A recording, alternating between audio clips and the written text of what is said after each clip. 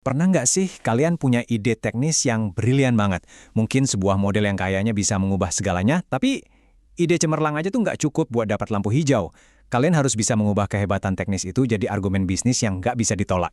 Nah, di bahasan kali ini, kita akan bedah tuntas cara membuat proposal yang bisa memastikan proyek data science kalian itu disetujui dan, yang penting, didanai. Seperti yang ditekankan di sumber materi kita, ini tuh bukan cuma sekedar tugas administratif loh. Ini tentang ownership atau rasa kepemilikan penuh.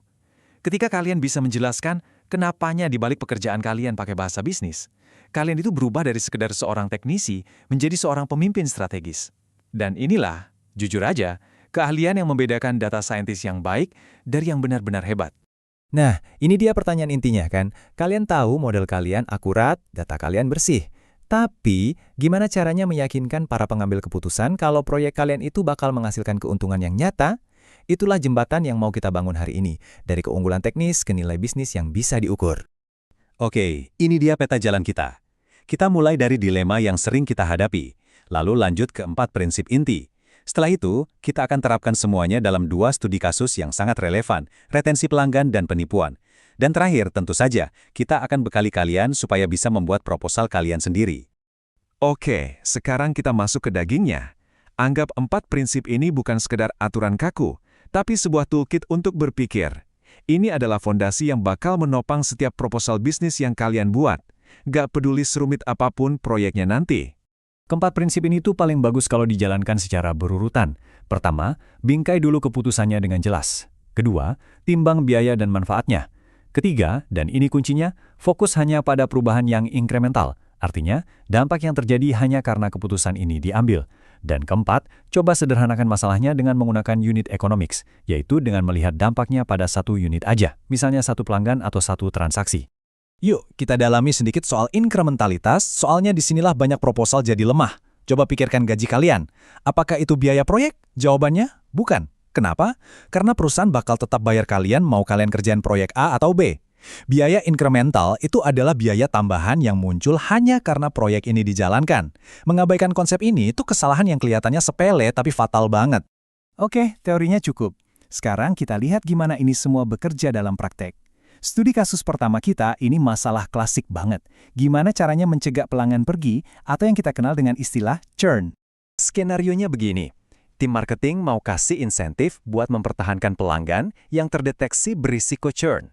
Nah, tugas kita sebagai data scientist adalah menjawab pertanyaan kunci. Apakah langkah ini bakal menghasilkan uang atau malah buang-buang uang? Proposal bisnis kita nanti yang akan memberikan jawabannya. Jadi, ini dia pertukaran dasarnya. Di satu sisi timbangan, ada biaya yang jelas. Nilai insentif yang kita kasih, kita sebut aja C. Nah, di sisi lain, ada manfaat potensialnya. Pendapatan rata-rata yang kita selamatkan dari setiap pelanggan yang kita sebut R. Dan inilah aturan mainnya. Kampanye ini cuma masuk akal kalau pendapatan yang kita harapkan dari pelanggan yang berhasil kita selamatkan itu lebih besar dari total biaya insentif yang kita keluarkan. Lebih spesifik lagi, ini artinya akurasi model kalian atau true positive rate dikalikan dengan pendapatan harus lebih besar atau sama dengan tingkat penerimaan insentif dikalikan biayanya. Disinilah performa model kalian secara langsung diterjemahkan ke dalam untung rugi. Nah, ini dia momen di mana kalian sebagai data scientist bisa benar-benar unjuk gigi. Kalian punya 3 tuas yang bisa ditarik buat bikin proposal ini jadi lebih mantap. Pertama, ya tingkatkan akurasi modelnya supaya lebih tepat sasaran. Kedua, coba kerjasama bareng tim bisnis buat nurunin biaya insentifnya. Dan ketiga, fokuskan upayanya hanya ke pelanggan yang bernilai tinggi. Masing-masing tuas ini secara langsung memperkuat proposal bisnis kalian. Oke, sekarang kita beralih ke kasus yang sedikit berbeda, mitigasi risiko. Kita akan lihat soal pencegahan penipuan di sebuah bank. Masalahnya beda, tapi prinsip-prinsip bisnis yang kita pakai tetap sama persis. Nah, ini adalah keputusan dengan pertaruhan yang tinggi. Kalau kita blokir transaksi, kita bisa mencegah kerugian karena penipuan. Tapi, kalau kita salah, yaitu memblokir transaksi yang sah, kita bisa bikin pelanggan yang baik jadi marah dan bahkan bisa kehilangan mereka selamanya. Oke, ayo kita bedah tabel ini pelan-pelan karena ini penting banget. Ada 4 kemungkinan hasil.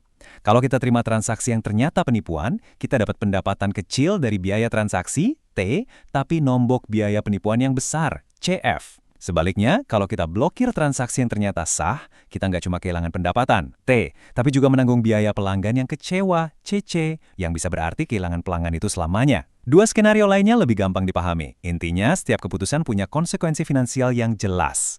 Jadi, aturan keputusannya begini. Kita hanya boleh memblokir sebuah transaksi kalau ekspektasi kerugian akibat penipuan itu lebih besar dari ekspektasi kerugian akibat salah memblokir. Nah, disinilah model kalian berperan penting. Probabilitas penipuan yang dihasilkan model kalian adalah faktor kunci dalam kalkulasi risiko versus imbalan ini. Setelah lihat dua contoh tadi, sekarang saatnya membawa kerangka berpikir ini ke dalam pekerjaan kalian sehari-hari. Gimana caranya kalian memutuskan proyek mana yang harus dikerjakan, terutama saat ada banyak banget pilihan? Ini mungkin slide yang paling powerful.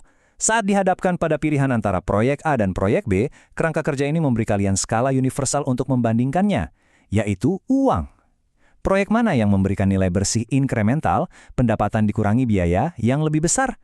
Jawabannya jadi bukan sekedar opini, tapi sebuah prioritas bisnis yang sangat jelas. Jadi, mari kita rangkum poin-poin pentingnya ya. Proposal bisnis itu jembatan kalian ke para pengambil keputusan. Selalu bingkai setiap keputusan berdasarkan biaya dan manfaat inkrementalnya.